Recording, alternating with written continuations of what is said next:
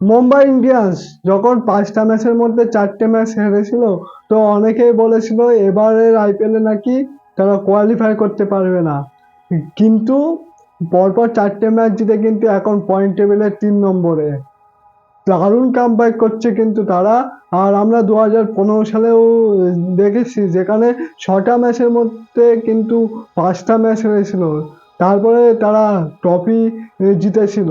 এবারটা মানে ট্রফি জিততে পারবে কিনা সেটা সময় বলবে, কিন্তু কামব্যাকটা তাদের অসাধারণ। আর পরপর দুটো ম্যাচ যেভাবে জিতলো, আর কালকের ম্যাচটাই দেখুন না, মানে আরসিবি ফ্যান করে একটু খুশি হয়েছিল যখন সানরাইজারের 13 রানে 4 উইকেট পড়ে গেছিল। ভেবেছিল তারা 49-এর আগে অল আউট হয়ে যাবে। তো হেনরি ক্লাসেন আর অভিনব ভালো খেলে, ইনিংসটাকে 143 রানে নিয়ে যায়।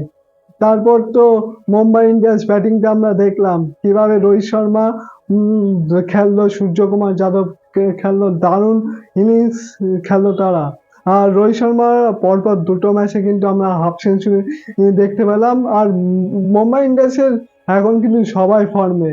কালকে বোলিংয়েও আমরা 10 বোল্ট মানে দু একটা ম্যাচে মার খেয়েছে, কিন্তু কালকেও ম্যাচে সে 4 উইকেট নিয়েছে।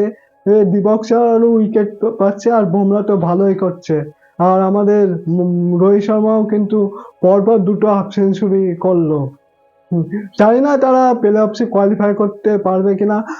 তো একবার কোয়ালিফাই করলে কিন্তু মানে কিন্তু তারা ম্যাক্সিমাম ট্রফিটা জেতে, সেটা আমরা আগেও দেখেছি। আর এবার ট্রফি জিততে পারবে না, পারবে কিনা সেটা সময় বলবে। তো তোমাদের কেমন লাগছে মুম্বাই ইন্ডিয়ান্সের খেলা দেখে, কামব্যাকটা দেখে? তো সেটা অবশ্যই কমেন্টে জানিও।